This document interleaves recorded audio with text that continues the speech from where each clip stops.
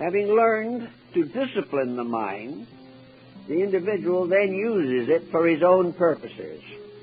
Doctor I know told me it took 11 years to get his medical degree. He graduated with honors, and after he graduated, he went to the School of Human Life, and there he learned all he ever knew. He did not learn his medicine in the university. He got his certificate there, but he learned it in practice. Now, the same is true with our mental activity in general. It is not the product of education. The professor who tells us what to think is making a great mistake, and we are making a great mistake by letting him do it. What we want to know is how to think, how to discipline the mind, how to apply its instruments. Like a carpenter working with his tools, we want to know how to use the mind to improve the total life. With this thought basically in our consciousness, we then begin to ponder the wasting of time. We only have a certain number of years, and also only have a certain part of those years suitable to mental activity. We cannot be as active mentally as we would like to be in an economic condition such as the one in which we live.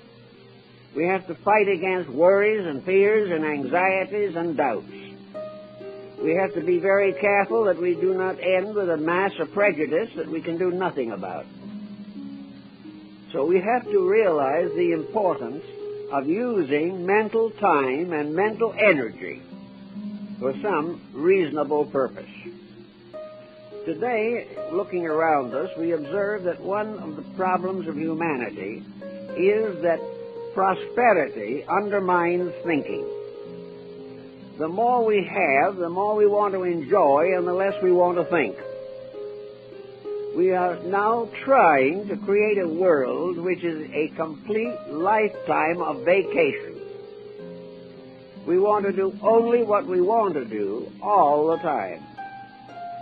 Circumstances do not permit the full gratification of this impulse, but we try our best to escape every attitude or responsibility that interferes with having fun. Now, having fun for the average person mentally is the same as the junk food. Fun can be a contribution, but when we live for it alone and sacrifice everything for it, we soon find that it is not a substantial material. It does not nourish us adequately. Fun is important. There is no reason in the world why we should not enjoy living as much as possible.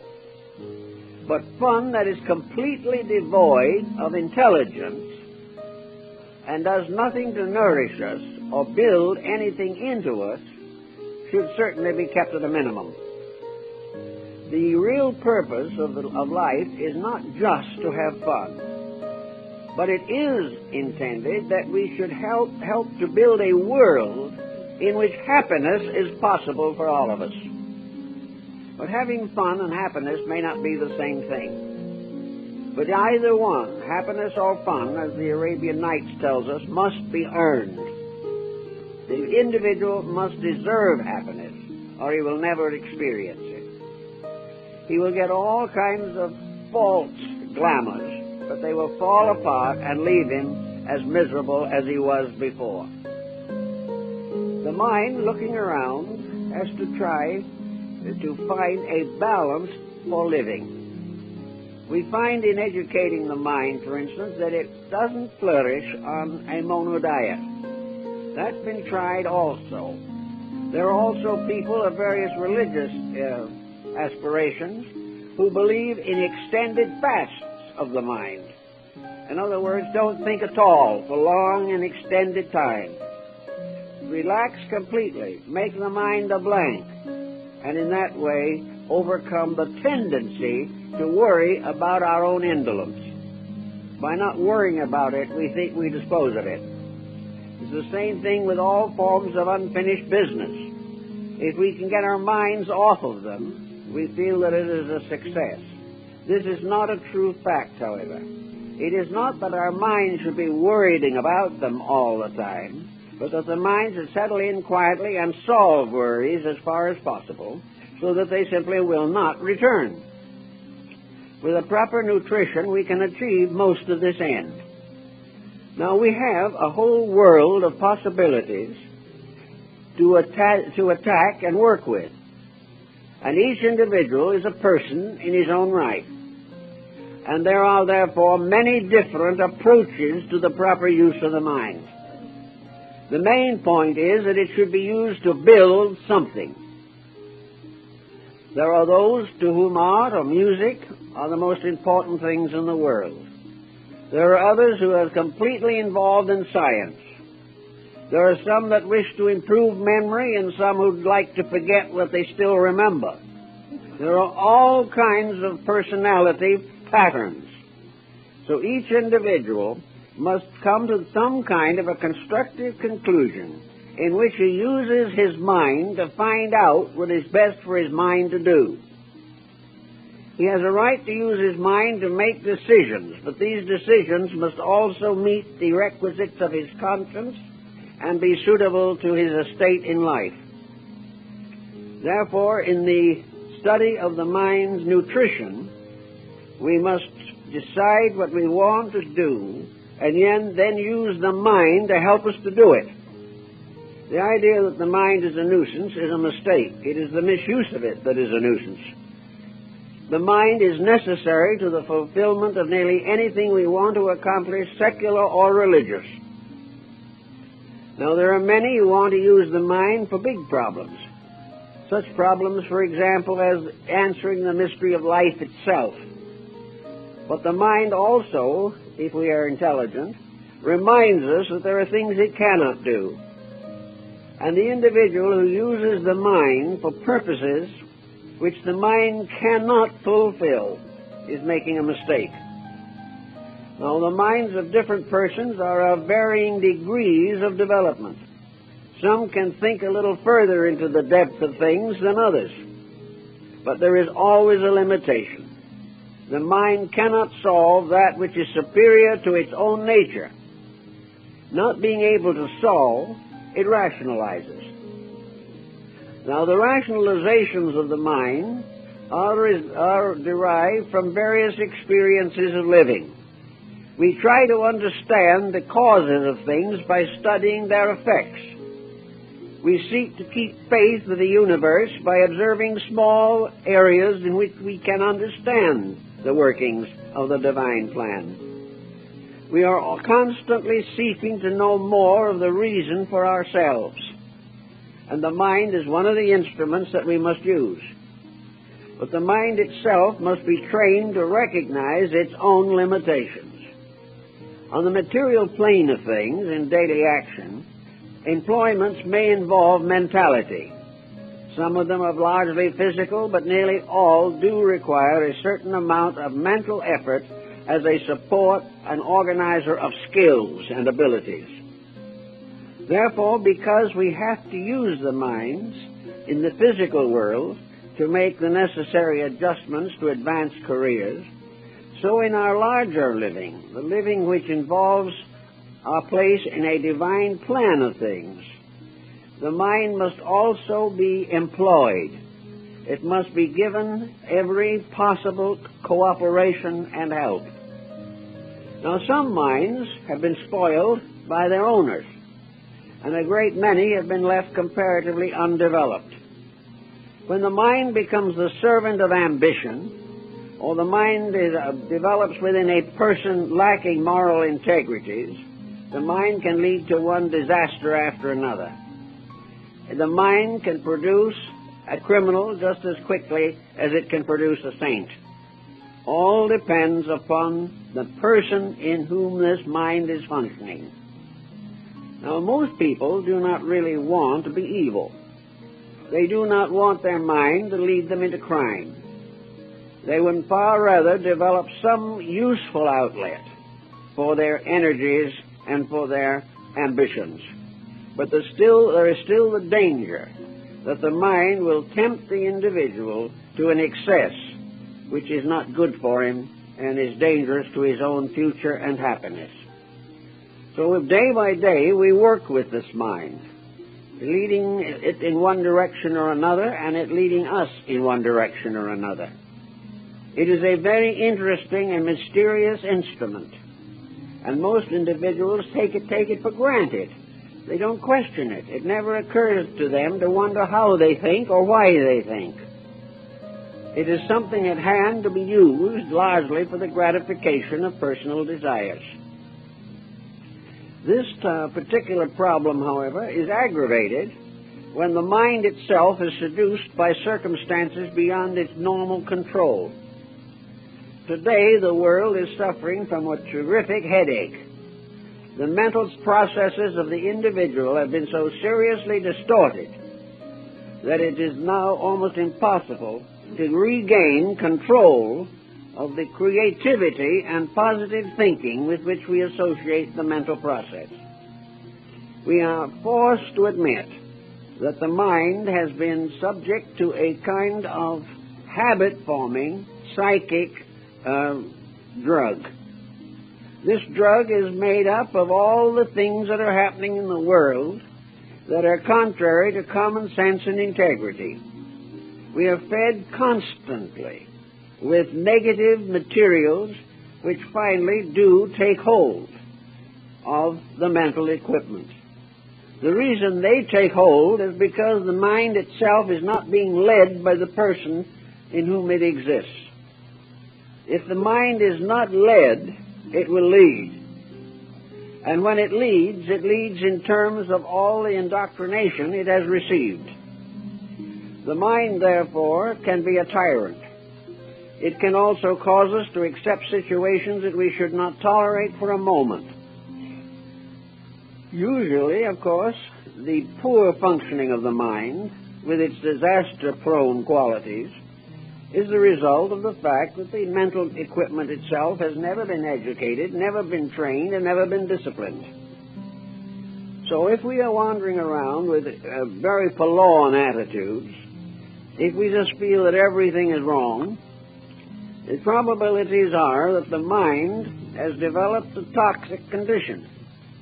It has become so nourished and fed and overfed by junk food that it is destroying our lives. Therefore, we have to clear it out and start over again. Most people find great trouble in starting over again on a new mental level. It means too much disrupting of the circumstances which have become part of the environment. The person no longer feels that he can start over again. But he can, to a measure, begin the process of reclaiming his own mind from the slough of despond into which it has fallen. It can be done at home, it can be done anywhere and everywhere. But the first thing probably that the average person, just living along from day to day, will find useful is to broaden the area of interests. The person who is interested in interesting things is beginning to gain control of his mental equipment. If he just wanders around waiting for someone to entertain him, waiting for something in the newspaper to frighten him, wait for some bad news which will justify what he always suspected.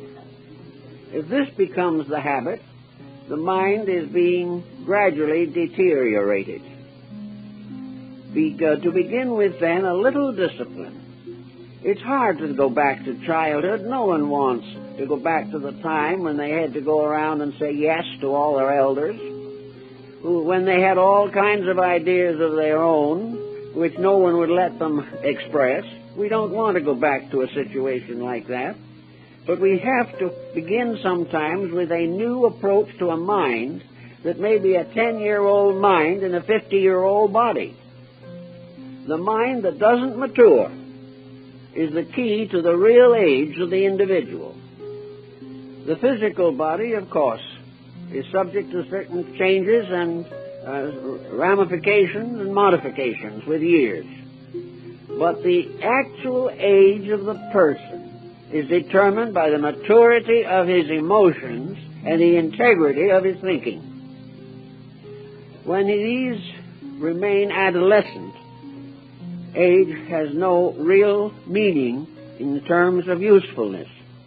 And it is a really sad and tragic thing to imagine that persons can go from the cradle to the grave without growing. They can so adjust their lives to the fulfillment of creature comforts that nothing of importance occurs to them, because they will not permit importance to be a part of their living. Most people think that importance means work. And if there's one labor we would like to escape, it is the labor of labor. We do not want it. And we come to the strange attitude that if it's good, it's unpleasant. All virtues are regarded as frustrations, just as all obedience to dietetic laws regarding junk foods, all such obediences are regarded as frustrations. We are told to give up the things we like the best, and there are very few that really make it, unless they have some very special inducement. Young ladies, for instance, can go on a starvation diet almost indefinitely for vanity's sake. But most people are not very vain about how their minds look. The body you can see, but you don't know what's on the mind until the individual opens his mouth.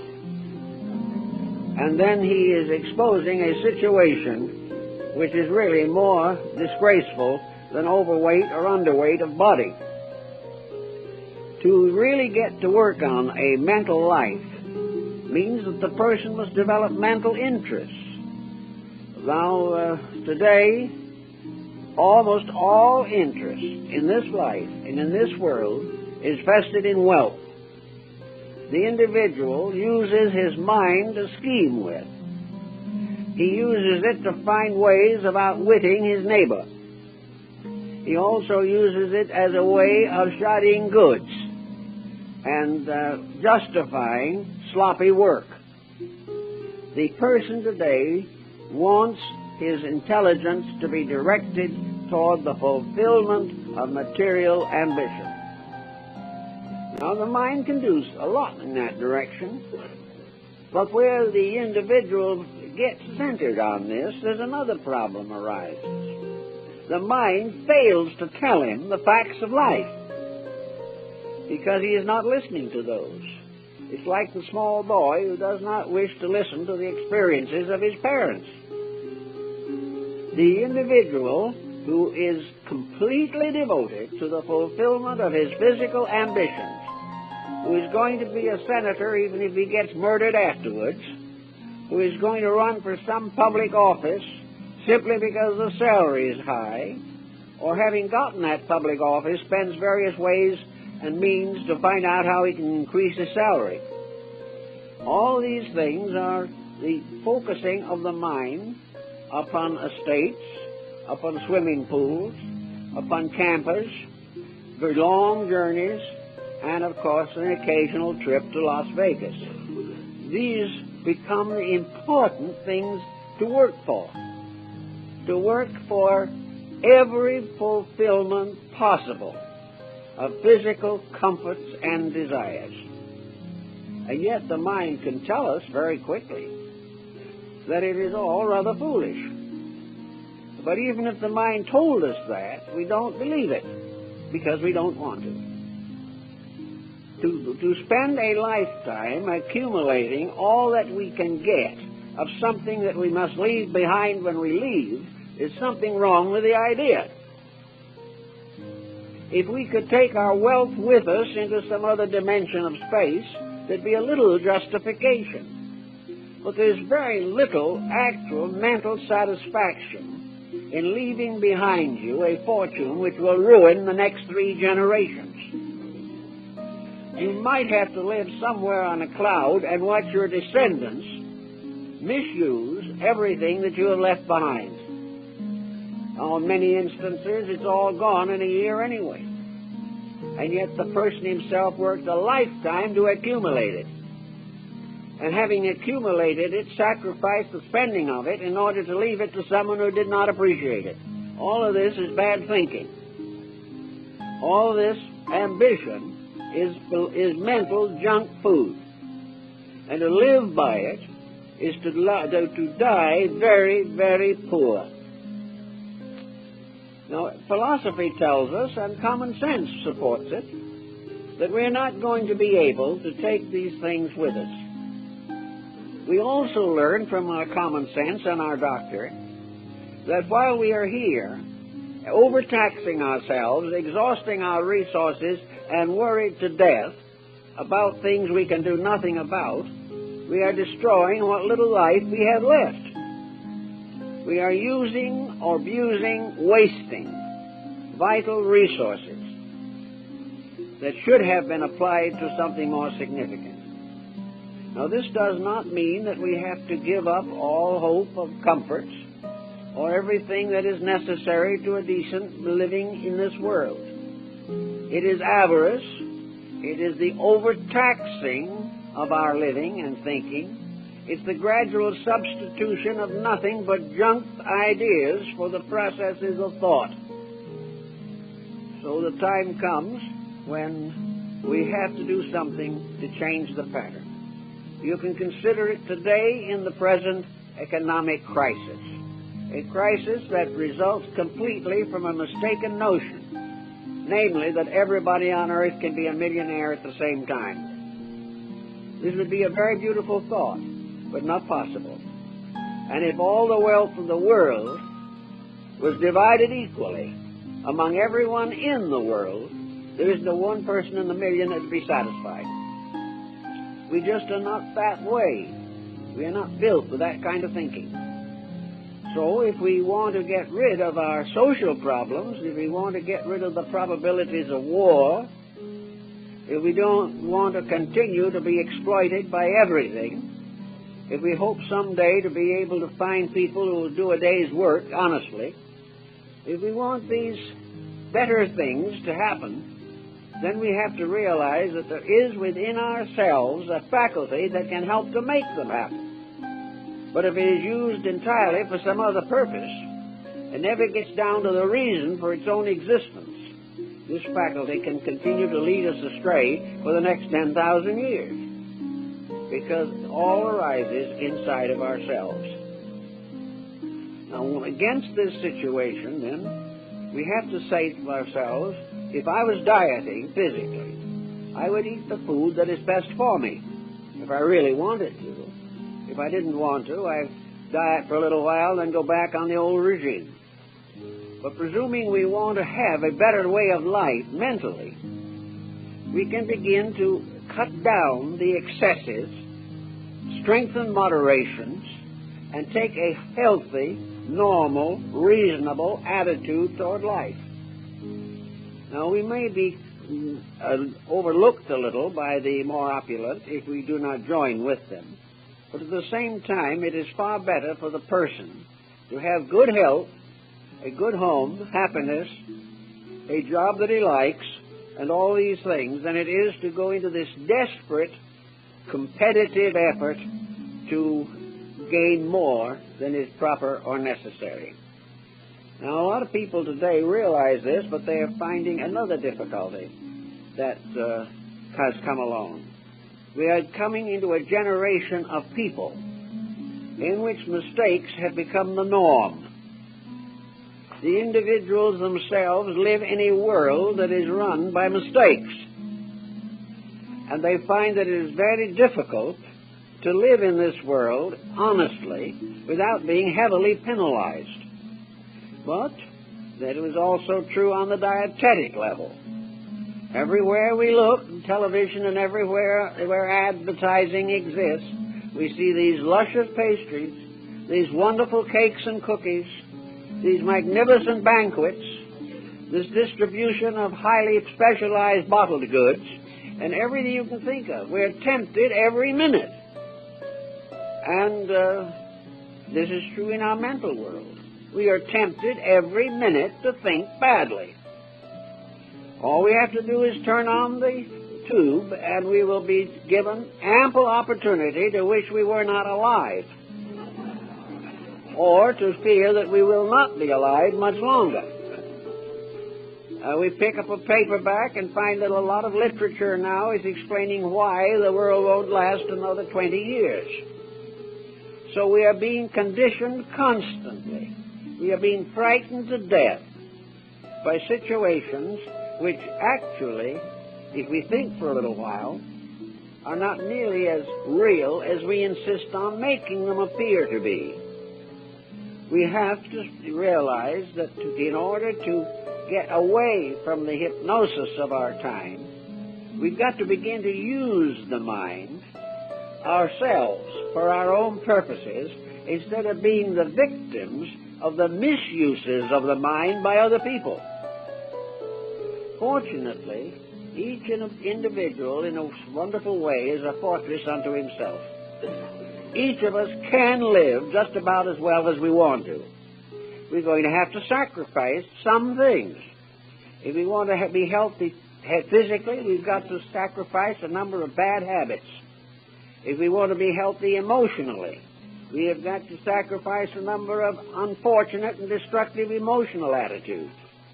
If we want to be a truly intelligent human being, we must sacrifice attitudes and ideas and convictions and prejudices and opinions which are destroying our humanity and leaving us completely victim of the general problem of society. So, it's up to us whether we wish to do some of these things or whether we wish to drift along until the sod is placed over us. Now, if we decide that we're going to try to do something about it, then there is, incidentally, I've noticed, a way of doing some of these things that's quite interesting. For a long, long time, there have been people who have tried to do things better. These people we have called reformers, and for the most part, they are among the most unpleasant of our memories. Very few people want to be reformed. But they would love to reform other people. That's taken for granted. But there have been experiments in society. There have been countries, there have been generations of people who tried to do it right. And for the most part, their efforts have been recognized and have been recorded. So one of the exercises of the mind of the average person is to investigate how average persons all over the world have thought and acted in order that they might live intelligently. There's been a great deal of that type of effort actually made. Now it is beginning to sneak into competition, too. There are a few folks now that are beginning to realize that you cannot expect to live securely if you abuse the privileges of life that you enjoy. We are also beginning to realize that the individual who is not interested in what he's doing really doesn't deserve to be paid for it. We find out that Albert Hubbard was correct when he noted that the average individual in the United States in his day, which was quite a while ago, was earning $100 a day. But in most instances, a part of that, sometimes 90% of it, had to be paid to someone to watch the man do what he was supposed to do. So we are paying out of our own earnings whatever is necessary to keep us in line, to help us to do it right, or to guard us against the tendency to abuse the privileges that we have. If we want to try to solve this situation a little bit in our own living, we can very often do a great deal to straighten out the problems of life. One, for example, is a very important one, amusement. Now, we have to have some of it. The individual who no longer enjoys anything in life has not been using his mind well either.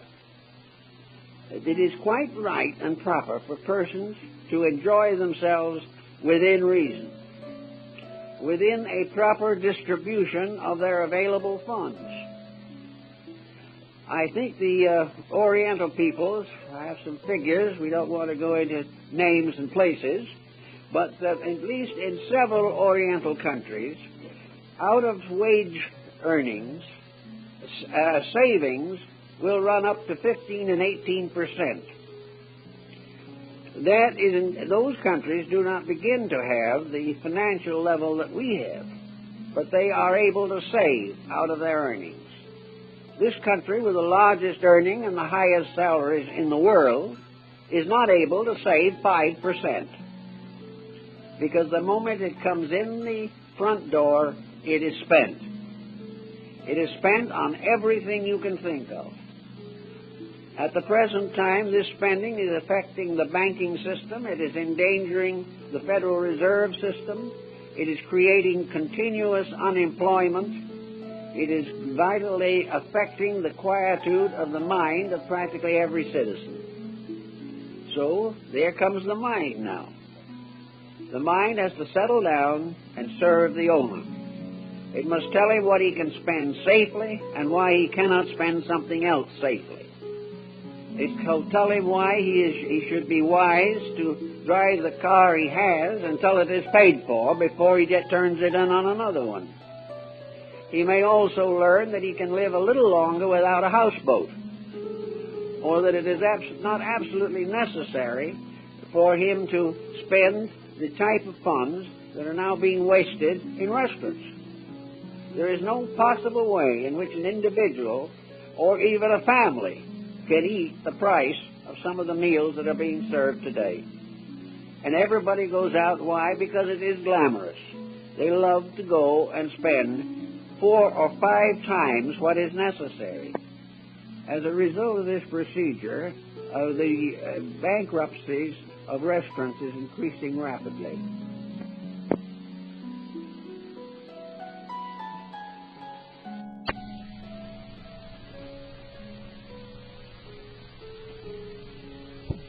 The bankruptcies of restaurants is increasing rapidly, and the bankruptcy of the individual is way ahead of it. We do not need these things. They are not the basis of happiness. They're not the basis of enjoyment. They do nothing to actually contribute to the well-being of anybody. And if our friends are only friends because of such inducements, they're no friends and never were. Gradually, we are going to have to come down from this exalted level of waste. And we can't do it unless the mind helps us. The mind has got to put us on the necessary economic diet. The mind must lead us in the way that we must go. Now, one of the most important forms of friendship that exists in the world is mental friendship. Individuals who know other interesting individuals. People who can get together and discuss interesting matters, who have hobbies and activities and problems that they find enjoyable, useful, and important. There should always be somewhere in friendship a constructive, useful, creative factor. Friendship should mean something. It should not be based upon vanity. It should not be based upon trying to climb socially, and it should not be based upon extravagance. It should be based upon mutual interest. It should be based upon the opportunity of human beings with minds to settle down and have a pleasant evening discussing matters of common interest and importance. The mind has to be given an active work. Otherwise, it will just go to seed, and there will never be an interesting evening. With the interesting evening problem, there comes the matter of checking more deeply into our own subjective structure. Somewhere lurking in each individual is something he'd like to do. Usually he has blocked it because it costs too much, or it is something that he could not get mutual support for from other members of his own family or the community. But each person has a potential of being interested, a potential of trying to do something that would make life a little more valuable and useful. I have a friend who loves to use a 35mm camera and travel about and taking pictures of interesting scenic sites, such as Yosemite and Yellowstone and Bryce Canyon and the Grand Canyon, the Muir Woods, all these things. he's very much interested in. And of course, having taken a great number of these pictures, he likes to show them to other people. Now, he found out a long time ago that if he was interested in taking pictures of himself, he would not have an audience very long. He found that if he was standing in front of the great Sherman trees so that nobody could see the tree, that the slide was not a favorite with the neighbors. That every picture in which he devoted his attention entirely to photographing his own family against an illustrious background, the pictures would have been far better had he not inserted himself into nearly all of them. He caught on to the idea that people were much more interested in seeing the things that interested him than they were in looking at him. So he changed his tactics. He used an entirely different philosophy of photography. He was very careful to avoid being in the pictures or having his relatives in the pictures. He took one or two with the family on purpose, but the rest, for entertainment reasons, were allowed to feature the realities that he saw. Instantly, the pattern changed.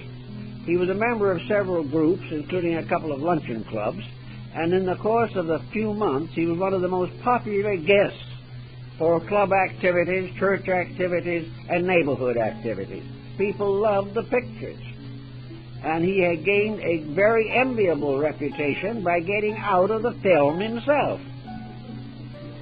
It was a novelty for all concerned, and they came back and enjoyed it. Now, this is the type of experience we have to gradually learn, to think things through and find out what will make it better. And nearly always we find it gets better to the degree that we are less obvious. The individual who is constantly trying to focus on himself seldom has many friends or can keep them, and is not popular.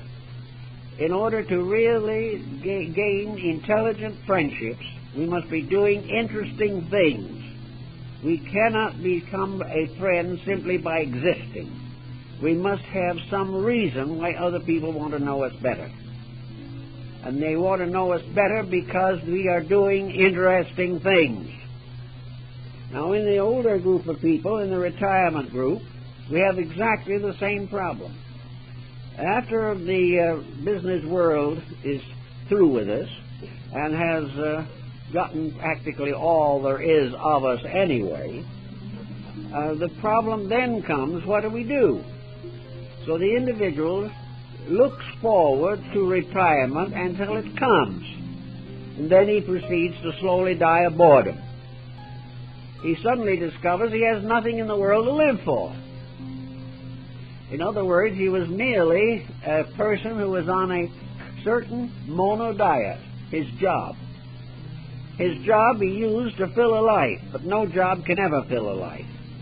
Even the most useful and constructive job cannot take the place of some thinking, some planning, some building for a personal future. So that the mind is the one that we have to live with when we retire from the tensions and stress of business living. We have to live with our own thoughts. And when we start to live with our own thoughts, they ought to be important thoughts. They should bring us memories of things that were meaningful, things that we are glad to remember. When our thoughts only remind us of our misfortunes or remind us of the mistakes we have made, then it's probably too late to correct them, at least in this embodiment. The main problem is that to have a good mind to live with, when we do not have other things to live with, we must begin training it early. We must make it a valuable, useful, interesting mind. And in so doing, we have a good chance, a good share of thinking with the future. I remember in London, in the Officers' Club, I spent several afternoons with Sir Francis Younghusband, the British officer who was a so-called conqueror of Tibet. As a conqueror of Tibet, he said himself he wasn't much of a success, actually. He was, however, able to lead an expedition across the Himalayan mountains, through the glaciers and everything else, and occupy a country without the loss of a single man. This was considered rather an unusual achievement on a military foundation and got him a knighthood. But actually, as an elderly man, retired, with a frock coat that was a little green instead of black, it was sort of shined down, and with the kind of flea-bitten look of a man that was belonging in some British foreign agency, Sir Francis, as he was well known and loved, spent some very interesting hours with me. He was just full of interesting things to think about. He was full of places he had been, he was full of people he had met, he was full of ideas that he had seen, and among other things he found out that having conquered Tibet, he thought he'd better study a little Tibetan philosophy, and for all intents and purposes he became a Tibetan Buddhist. But anyway, he was having a wonderful time. There wasn't a dull moment in his life. Now, it's true that everyone can't lead an expedition into Tibet, even a small one, and at present time probably can't lead himself in. But there are other interesting things he can do. All down through life there are interesting things. I remember my esteemed grandmother. She had more interesting things to talk about. She was able to describe and discuss things. She was a social success to the day of her death. And yet she seldom, if ever, talked about herself. One thing she learned early in life was that nobody cared about her troubles. And very often, people, trying to gossip with her. And she was about as difficult to gossip with as anything you ever saw. When the gossiping session was over, the visitor left having learned nothing, and grandmother knew their whole lives. But I never heard her repeat a story to anyone else. She took it for granted that confidential information was confidential. And she didn't need it. Because when people came in, she had so many things to talk about that it was not necessary to fall back upon small talk. And the whole life of modern man is built largely on small talk. An individual spends the whole evening discussing the relative value of 2 tennis rackets. This goes on one way or another through life, until at the end we have managed to go through the years so perfectly insulated that we have practically never had a really important thought.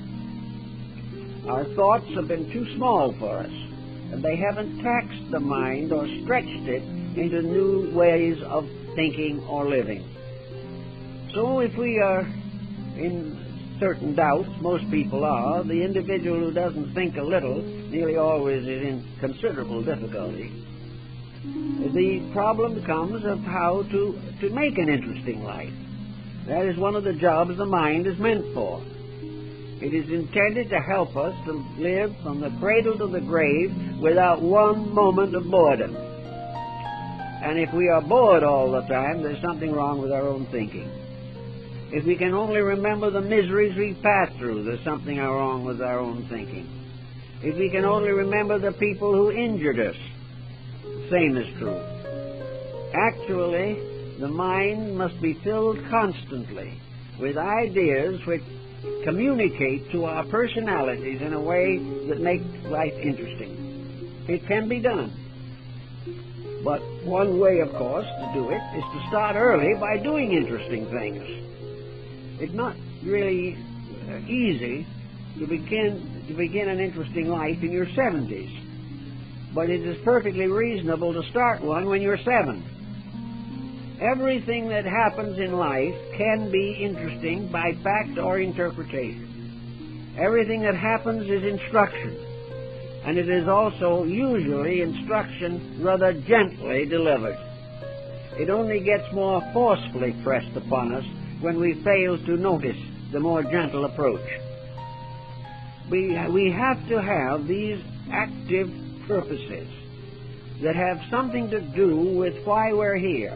Imagine for a moment, what is man, as asked the prophet, that God is mindful of him? What are we?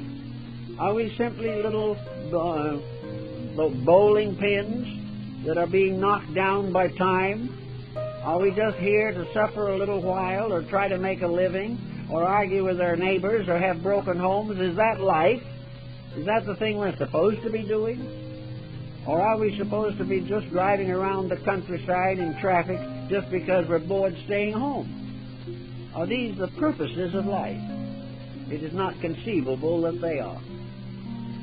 Actually, we are given an equipment to make life not only important, but dynamically interesting. And there'll never be a moment when interesting things are not happening around us. The problem is, do we tune in on them, or do we walk by them, buried in our own remembrances of our misfortunes? To get started on a process of proper mental diet, the problem perhaps is summed up by one old scholar who said the best way to start to train the mind is to settle down to the regular pattern of having an original thought every day. One original thought. Something that we haven't taken directly from somebody else. Of course, the chances are that it won't be as original as we think it is, but at least it began with us as a personal thinking, a personal effort at mentation. To have a thought and carry it through to a constructive and useful termination can be tremendously important. One way of coming to this, of course, is your old Pythagorean theory of trying to figure out how much we'd be worth when we leave here and go somewhere else. Supposing at the end of this life we depart into another region, another dimension of life, another place, another condition. We don't wish to dogmatize as to what it's going to be, but I think nearly all thoughtful persons agree that there's something out there and that we're a part of it. Now, as we go out through this gate into there, what are we taking with us? What have we learned that is interesting? If we make a little trip around the world, or if we go to the south of France for 2 weeks, we come back and talk about it for a long while. But when we leave here, this world, what do we take with us? What kind of memories do we have? What have we learned by the experience of living here? What has living here meant to us, other than as a continual boredom and a paycheck? We have to take something with us that we didn't bring, or our life has been a complete failure. We brought with us a capacity to grow. If we don't use this capacity, we have failed. We brought with us minds capable of thinking. If we haven't thought, and our thoughts have not been worth remembering, then again, we have missed the reason for our own purpose here. We have come into the world with very few faults that are known, but with infinite capacity for good or bad according to the way we develop and maintain inclinations and attitudes. So we can assume that we came in comparatively innocent and hopelessly ignorant. And we do not want to leave comparatively vice-ridden and hopelessly ignorant. We want to have something to show for this life that means something beyond this life. Something that we cannot estimate in terms of an estate or a swimming pool. Something that has resulted in growth. There are many things that bring growth, and one of these things is association in life. What has family taught us? What have we learned from children or parents or marriage partners? What kind of a home life has developed within ourselves the capacity for friendship, affection, and a willingness to sacrifice for those we do love? Have we had this experience? And looking back, are we really glad we had it? Although at the moment it occurred, perhaps it was considered to be an interruption to a larger purpose. What have we learned day by day that we can take with us and which will result in us being bigger people? If we are not somewhat improved, then actually nature has wasted time. Nature has given us a body, a mind, a heart, a soul, and has vested the spirit of man in an appropriate vehicle. It has given us a beautiful world into which we live and which we continually attempt to destroy. It has given us infinite opportunity to learn, to know, to think, to wonder, to dream, and to hope. And most people do very little with these things.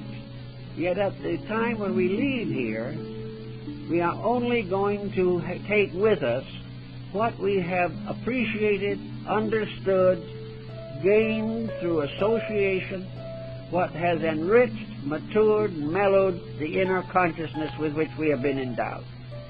We have to take with us a new sense of value, a larger sense of honesty, a more justified integrity.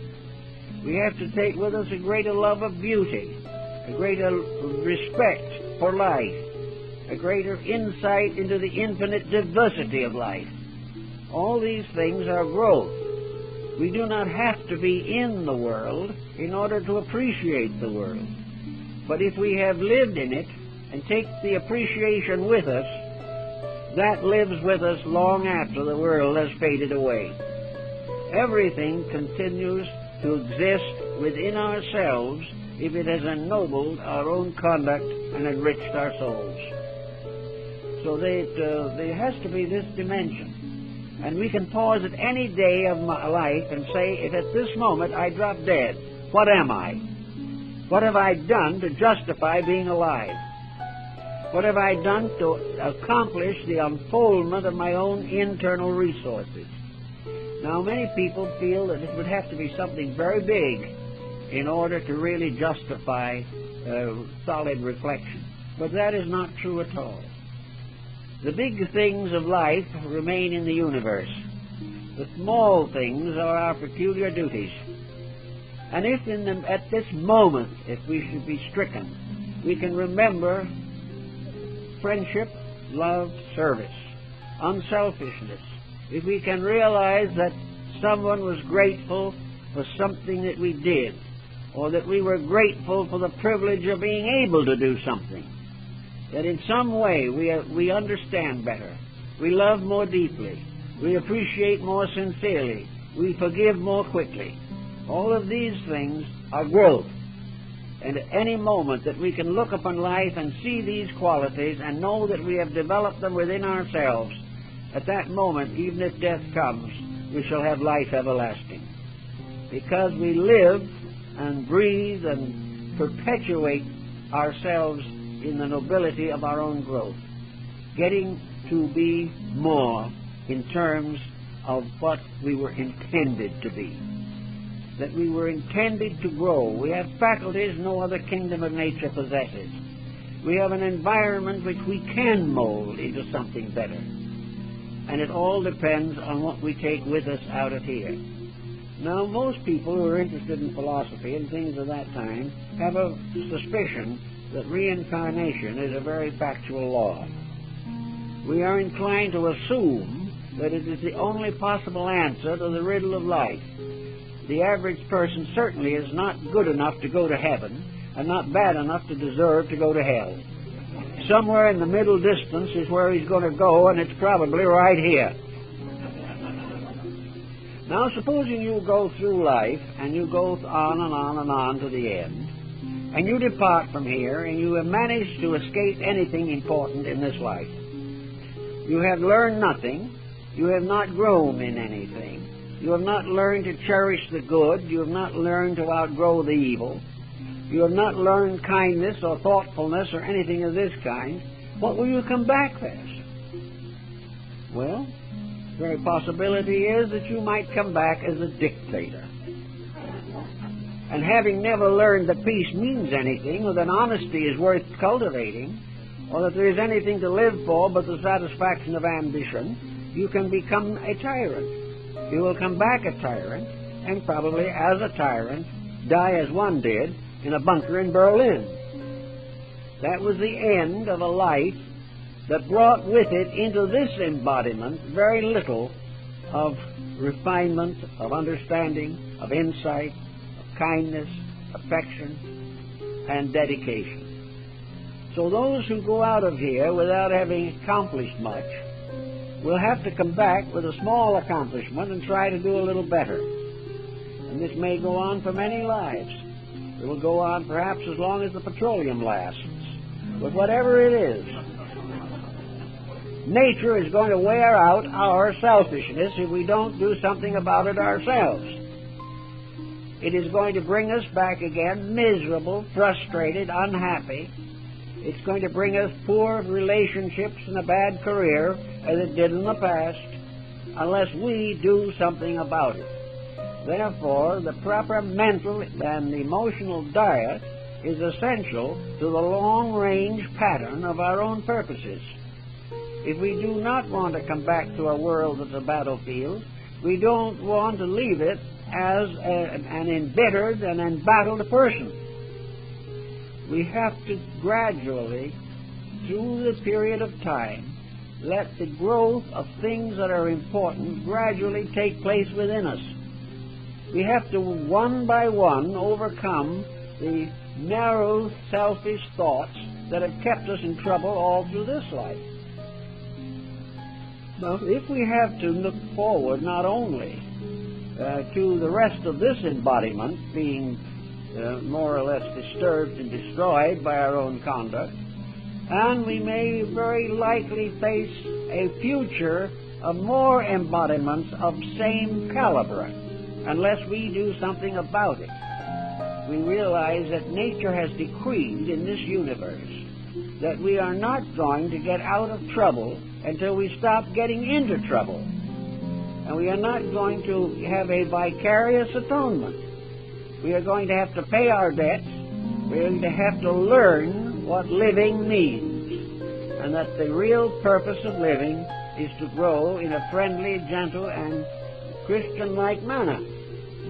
And in order to have this realization, we use the mind. Now, to say the mind is no use to us, of course, is a mistake. It is of great use to us, but it can be so contaminated that it is no longer capable of functioning. Actually, we notice, and have noticed that Margaret Mead did, the integrity of the uncivilized. Native tribes in the heart of Africa or in some island of the South Pacific have integrities, and they have codes, and they have systems of honor. And they do not violate these things. And they have lived pretty good lives until exploiters from other cultures come in and take over. Then all these integrities gradually fade away. The same was true of the Aboriginal people of this continent. That practically all of your American Indian tribes had codes of integrity that were lived and dedicated to the tribal good. The Indian learned from infancy that his first obligation was to his tribe. It was his duty to protect the society to which he belonged. Personal ambition was nothing in comparison to the need of perpetuating the common good.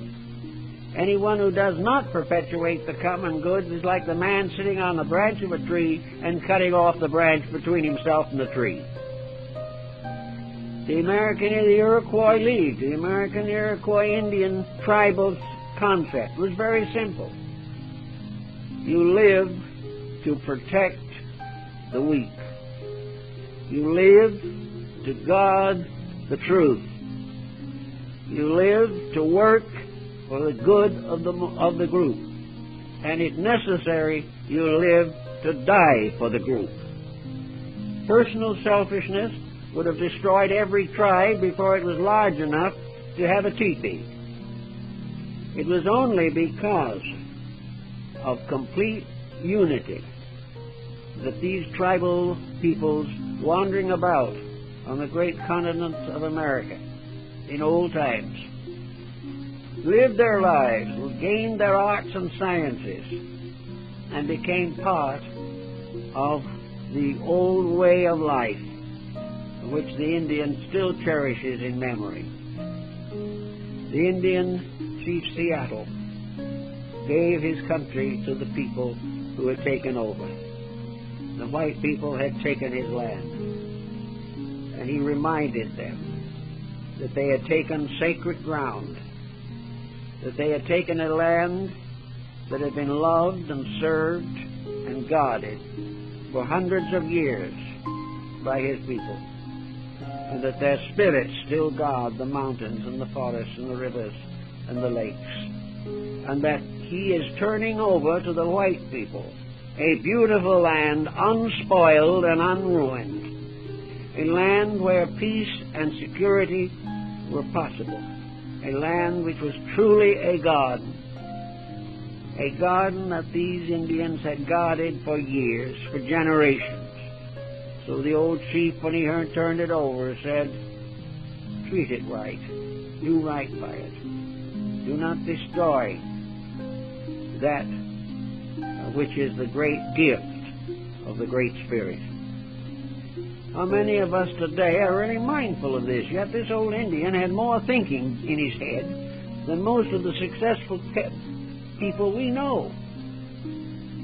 This old Indian knew that each of us is given a life and a world in which to grow, and that we serve that world to make it beautiful. And when we take a wilderness and make it into a garden, then truly we are living according to the will of heaven.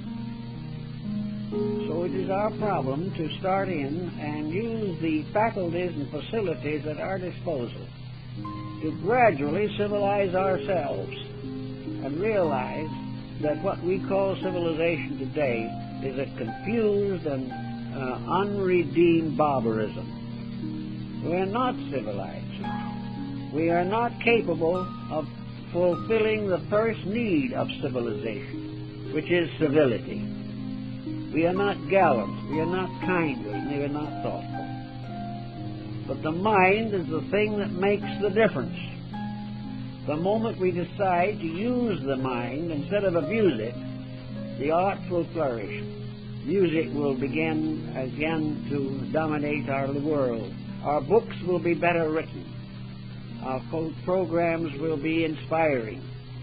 Everything we know will be better when we think through, and also when we help to make it better by refusing to compromise our own principles simply because others do. We can say it's all right, the other fella can eat the cream puff, but if it's junk food for us, we won't eat it. And the kind of things we are getting in the form of so-called education, news, commentation, industry, is almost all of it heavily involved in junk. Therefore, the time is for the person to reduce his needs to that which is essential, to use his faculties for the unfoldment and evolution of his own consciousness, dedicate his life to the common service of something more important than gratification. Doing these things, we make an important life. And as we realize that life is not merely 70 or 80 to 90 years, but life is forever, that we are going to go on living, and we are going to go on living with the consequences of our own conduct. And if we do not improve ourselves, the next time there'll be again the same troubles, the same insecurities, the same delinquencies, because we have not corrected them. Man is an evolving creature. An evolution from man is a gradual regeneration, a rectification of conduct. We are here to be a little better every single day. We are here to outgrow all limitation. We are here to outgrow ignorance and superstition. We are here to realize that we live in a universe where there is nothing to fear except our own ignorance. When we gradually get around to some of these ideas, which may sound as though they're a little overworked at the moment, we will gradually learn that out of a tremendous effort, we can make a little progress. Out of gradually changing some of our ways, we will discover that with every important change in our own conduct, a new world opens to us. The moment we become better, the world becomes better. The moment we understand more, misunderstandings become less. And as we understand more and more of life, we will understand more and more of God. We will understand the universe as a great benevolent area of opportunity. We will realize that we live in a sphere of infinite opportunity. And it's the same world that we call infinite responsibility. But opportunity properly accepted and used is a joy, not a burden. The individual who does it right is happier than the individual who escapes doing it at all. So we get this junk out of our minds and out of our emotions, we will begin to see the wonderful things that can happen. We will begin to understand people better. We will understand religions better. We will realize that competition is not part of the universal plan. Competition may exist where intelligence is inadequate to accomplish survival. But if we use the inward resources of ourselves, competition is completely unnecessary. And out of an unfolding and enriching cooperation, we can all build together for the security of man and the glory of God. These things we have to think about. And if we do think about them, we will work together to solve them. And each person can begin to use his mind for the purpose it was intended. The mind was given to us by the infinite in order that we might become aware of the infinite plan. The sooner that we realize this, the better off we'll be.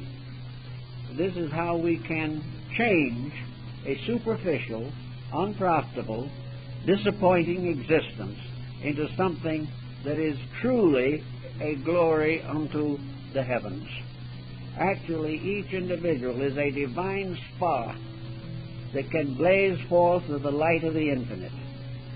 And it's only by gradually disciplining and rectifying ourselves that the divine in us can be released for the service of all that lives. And there is in all of us a divine principle.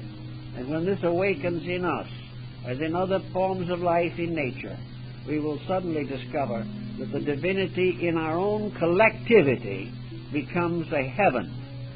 For heaven is the place in which we live forever in the presence of God. And we do that right here when we live forever in the presence of the divine in ourselves and in those around us. There is a job that needs doing. There is a challenge that is greater than any competitive challenge. There is an achievement greater than any conquest that we can possibly have on a material level. So altogether, discipline is a proper nutrition for us. We must take in the proper nutrition of understanding and realizing our own place in the plan of things. And by properly nourishing the mind with great thoughts, noble incentives, through the study of great works, through the understanding of the scriptural revelations of mankind, and from the labors of the folk farmer, the artist, the artisan, the carpenter, all uniting effort for the glory of eternal truth, we can then discover the real reason for our existence. And it will be very timely for us to discover it this time, instead of waiting for some unborn incarnation to catch up with the things we should be doing today. So let's get on the right mental diet as soon as we can and find that it is actually the most happy and desirable of all levels of nutrition. A good mental life is a source of greater happiness than we can find in almost any other direction. That's the way it looks. Thank you very much.